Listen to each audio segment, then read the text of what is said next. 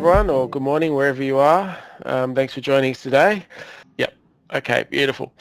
So today's topic is the SMSF, the badly named Audit Contravention Reports and some other issues that surround it. We've been seeing that the contravention reports are something that people panic about. It is something that's an issue from everyone, and so just wanted to run this session to kind of give some background as to what they are, how they work, and some of the issues that we're seeing around them.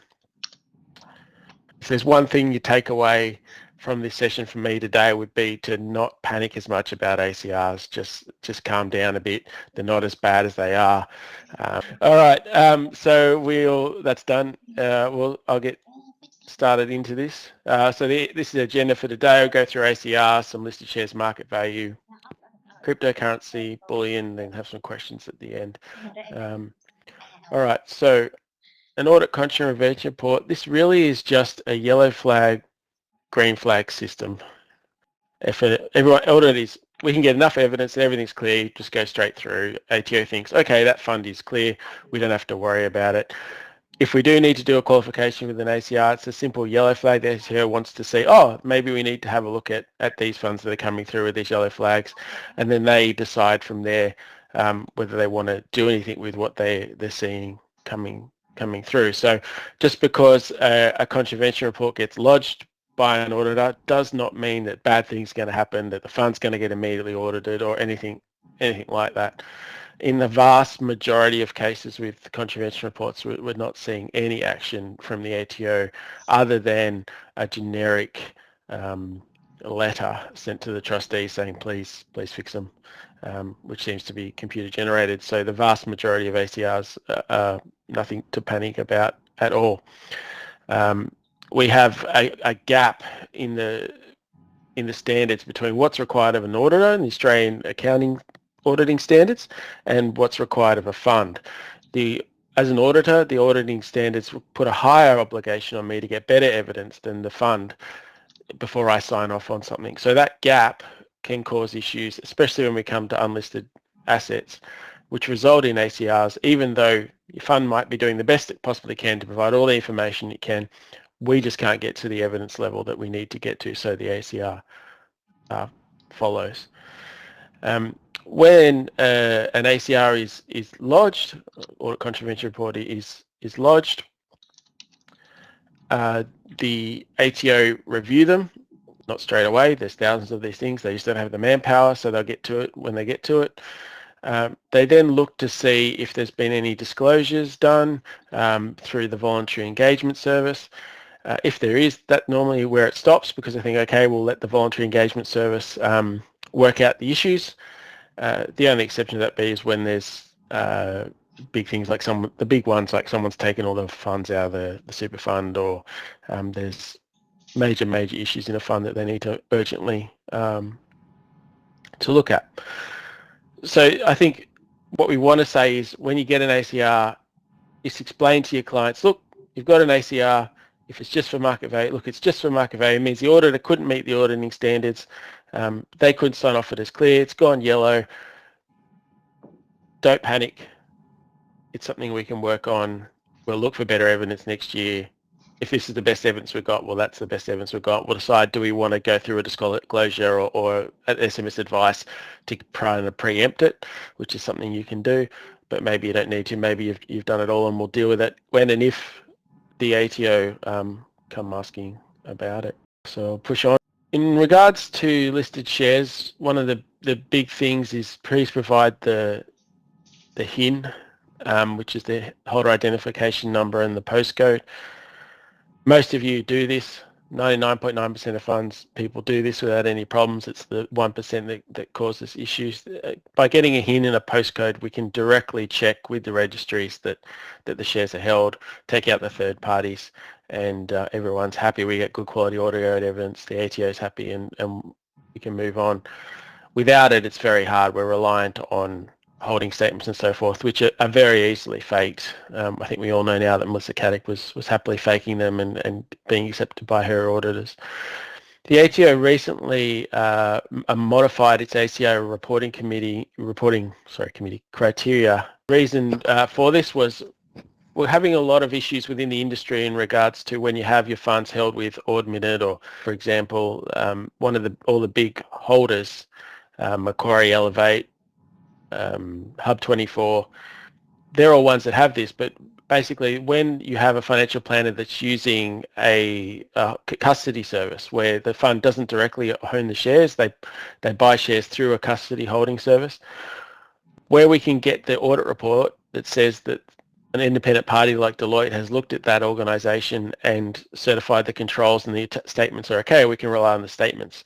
But in a lot of these financial planner platforms, we don't get that report. And we used to have to do an ACR for those, but that's now changed. The ATO has said you still need to qualify the report in those circumstances where you can't get a controls report, but you don't have to do the ACR. So that's one of the changes that's come through to help us trying to reduce the ACRs a little bit. Market value is another big issue with ACRs.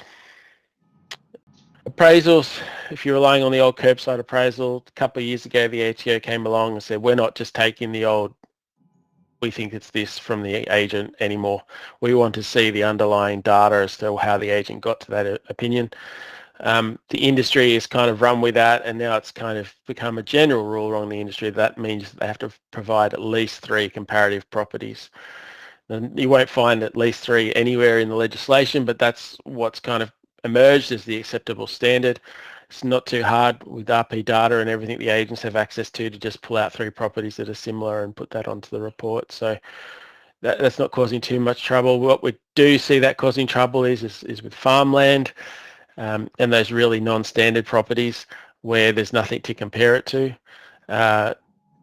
That's not, when there's those type of situations, that's not a get out of jail free card for us to say, oh, there's nothing to compare it to. That's actually the opposite. If there's nothing to compare it to, our audit evidence gets harder to get, and then we say we'll go get a formal valuation done, or we just have to qualify.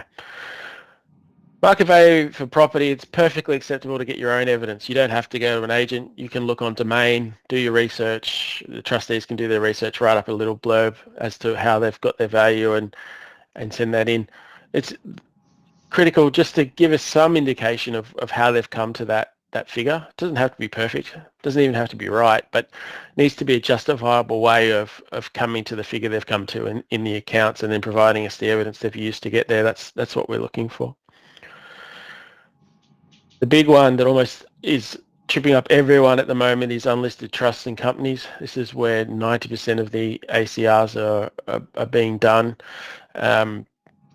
These get almost very, very difficult to get to the audit standards for. When you have a unit trust, an unlisted unit trust, a lot of them are vast majority invested in properties, normally developments. When you've got the fund owning units in a unit trust and the unit trust is halfway through a development looking at a hole in the ground, how do we possibly value the property at that 30 June date to any standard? Now, if we're lucky, there's been sales of the units and we can say, you know, these units have changed hands just before 30 June. That's great. We can use that independent as the evidence of the value. But when we just have a hole in the ground, it's very, very difficult to meet those standards. So the ATO provided very clear guidelines, and they're not, you can, we will send out these materials later, but if you click on that link, it'll take you to their guide to valuing SMSF assets. That's got a very clear guideline of what they expect, and it's not a low standard. It's quite a high bar to jump. The old days where we used to just whack the accounts for the unit trust into the evidence file and send that in, and that was our evidence of values. We use some sort of net asset value calculation based on that. Those days are ending very fast. The ATO said that unaudited accounts, even if they're signed, are not sufficient evidence for auditors. So those days are ending fast. We've got to get to the stage. Once again, we've got to do this analysis where we say, well, what's the asset of the fund? If it's a unit trust with just a property, we need to value that property, looking back up at how we value the property above to say, oh, look, we need 3 comparatives and some sort of evidence as to how that's been done. We can then use that to value the units in the trust if we're lucky enough to have a property in the unlisted trust or company. These unlisted trust or companies are almost always triggering an R8.02B market value qualification in ACR. We have no evidence and we have not seen the ATO do anything about that type of qualification. For all the hundreds I've submitted, I've not had somebody come back to me and said, hey, we heard from the ATO and they're worried about this qualification. So it's one the ATO want. If I miss it, I will lose my license. But if we do report it, we're not seeing them jump up and down about it at all. So it's probably one of those categories where, look, just do your best, get me the best evidence you can. If you don't get there, don't panic. We're not seeing the ATO come after them and just continue to do the best in the years. Cryptocurrency is the next big problem within the SMSF audit space. I recently rang up an ASIC investigator who deals with SMSF auditors when they're in trouble and said to them, what do you actually want with cryptocurrency? What are the rules? And didn't really get a straight answer. And the ATO aren't giving auditors a straight answer. So as a result, we've got across the industry, there's kind of a hodgepodge of how we deal with cryptocurrency. Coinbase, Swift, all the big exchanges, they're not audited. We don't know if the coins are held on those exchanges. We don't know where they actually are. Bahamas, who knows? And they could be disappeared out the back door, like what happens. And I'm just going to escape my memory with the big exchange that collapsed with Bankman-Fried. Cold wallets, it's held directly by the trustee on a little USB stick or on their computer and stored somewhere. On the surface, we can just verify they're holding it, but it gets hard with the separation of assets issues and the storage issues. Where are they stored? How are they being stored? If they're just on the computer with everything else, are they really separate?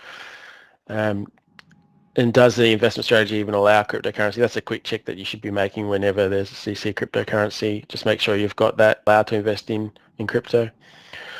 We're seeing emerging services such as DAKES, which is actually BDO backed. These guys they're not cheap, for about $500, go through a process with the trustees to verify the holdings using the blockchain and provide an audit report verifying the cryptocurrency. This is a really good solution for us auditors because we can take that report and rely on it. And what I'm saying is if the fund has $500, $600 million worth of crypto in it, paying $500 to confirm that the holding is correct for a super fund is going to be considered by the ATO to just be a cost of holding it in the fund. They're not going to say, oh, it's too expensive. They're going to say, well, yeah, you should be doing something like that to verify. When it's smaller and you got 20, 30 grand and it's not material, I understand when people don't go to that step. But for those funds with really big holdings, I think we need to be pushing them towards a provider like this and it doesn't have to be that one, but anyone, to get that independent evidence. Bullion Collectibles, this is another of the big ACR things we're seeing. Bullion's very, very common. Collectibles not so much, but they are out there. There's two kind of things with Bullion, where that's held on at the mint, easy, just take the mint report. But when people insist on getting the Bullion mailed to them at home and they store it under the house or in the back shed, and then they say, yeah, here it is, Toby, and give you a picture, that's not really enough for us. We need somebody who is independent to cite it, make sure that the bullion's still there, and verify that it is bullion, whether that's taken to a local jeweler, those type of thing. Just the trustee signing a declaration that says, hey, I've still got the gold and it's in my shed, it doesn't cut it. They could be anywhere. That it's not. We're not going to get away with allowing the trustee to just tell us it's there. We actually have to audit and see that it's there. We do see a lot of bullion stored in the secure storage facilities. That's great. But if they're going to store it in the storage facility, they still need to get someone to go each year and prove that it's still in the lockbox. Now, many of these services offer a audit or some sort of inspection service where they provide a certificate saying that we've opened the box and this is what's in it. That's great. That's what we need. We can't just say, oh, we put it in the box 2 years ago, no one's been there, and it must still be there. That's not enough for us. Collectibles, I see a lot of people getting caught in regards to not having the insurance in the name of the fund, especially cars. If they buy a collectible car, don't store it at home. You got to store it off-site somewhere, and you must insure it in the name of the fund. It can be tricky when in these secure storage facilities where they will give you, if you pay $300, you get the storage facility and you get some sort of $10,000 insurance on the box. The law says the collectible must be insured in the name of the fund. A lot of these insurance policies are held just over the box, not over the actual collectible asset. Another tricky one is like whiskey and so forth held in oak casks. A lot of time the brewery will or the distiller will be insured and provide you a certificate saying, yes, all our casks are insured and here's the insurance, but it's actually the brewery that's insured, not the fund. It has to be insured in the name of the fund. So that can trip people up, and collectibles obviously don't store them at home. Many of you will be aware and be keenly watching Bendel's case. We now waiting for December to hear that again because the High Court was more interested than everyone thought. The UPEs are still considered to be a loan, and this can have major issues. So when you have a unit trust within the super fund, make sure we're paying the asset out into the super fund, not just leaving it in there, letting it grow, because it can create issues. I won't go too far into that one. Related party tenant, commercial property. This is actually a question asked to me previously. What do we need when it's a related party tenant? Basically, there's nothing in the law, but the ATO said if you're going to have a related party tenant, you've got to get a documented lease. Basic stuff. Get the lease, then you can look at the terms. If you don't have a written lease, you can't determine the terms. So how can you possibly determine that it's on arm's length basis? You can't do it. Once again, we want to look at similar properties in the area, evidence of those similar properties at the time the lease commences, as to whether or not we're on market terms.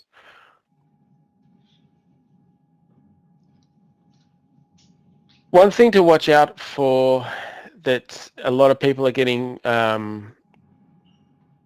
caught up on and caught out on is Section 66. Now, Section 66 specifically states that only certain assets are available to be transferred between the members of the fund and the super fund. They can acquire only certain assets from members, and basically it's limited to listed shares and business real property.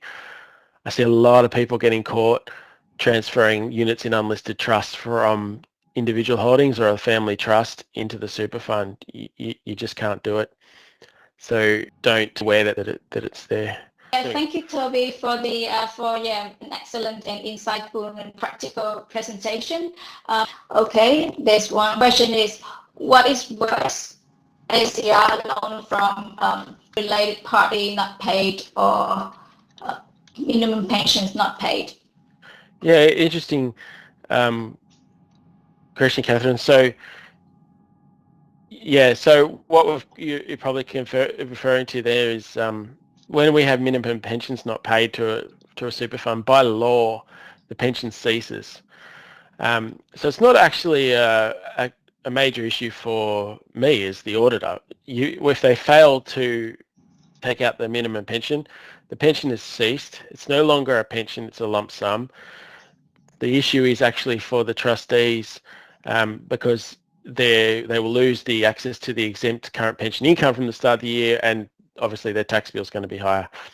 So minimum pensions not paid is not actually a qualification issue. It only becomes an issue for us where we say to the accountants, hey, look, didn't meet the minimum pension, you got to cease it, and they then insist that no, we're going to keep it. Now there are exemptions to when you've got a minimum pension, you've got the 1/12 rule. So if the shortfall is less than 1/12, you can self-assess an exemption and just pay it in the next year. And the other option is if it's greater than 1/12 and it's your first time, You can write to the ATO. There is an address on their website. It's actually a physical address, and say, hey, look, we something happened. We had a sickness in the family. We forgot to take out our minimum pension. We want to do it now. And the ATO are generally pretty good with this. They generally say, okay, on your first attempt, take it out now. We won't treat the pension as being stopped. You can keep your ECPI. Don't do it again. Second or third times, obviously not so generous. Loan from a related party or borrowing. I think that's what you're referring to there, Catherine. He's not great. We run into gnarly issues. Gnarly issues with the terms of the loans being from related parties. Obviously, the ATO doesn't like them. You can borrow, like a super fund can borrow from a related party, but it needs to be done properly with bare trusts and all that type of stuff. So in answer to your question, the loan from a unrelated party is way worse because the other one's not much of one. Yeah. The second question is, what do you request from SMSFs with unlisted investments? Is the audited report a compulsory requirement to support market value or the unit? Yeah, that's a great question, Claudia. No, it's not compulsory. Certainly, it's great if we can get audited financial accounts for an unlisted trust, unlisted company. That's great because we can rely on those accounts, and it gets very easy to look at value, especially if those accounts state that their assets are recorded at market value. You know, that's the gold standard. But there's nothing to say that's what's required. So in the vast majority of these unlisted investments, especially in the trust, they'll just be a property. So what we actually kind of default to is analysis of what the value of the property is. Once we can prove the value of the property, and we probably will want a title search of the property within that unlisted investment, we can then get a good value for what is the value of the assets of the fund, and then we can work out the value by dividing it simply by the number of units.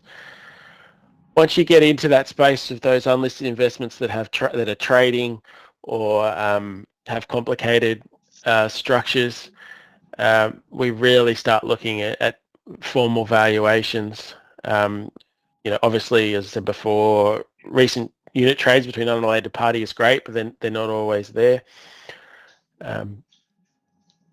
So it can get really, really, really hard to meet the audit standards. And in a lot of those cases, you'll find that the audit report will get qualified because we can't get there.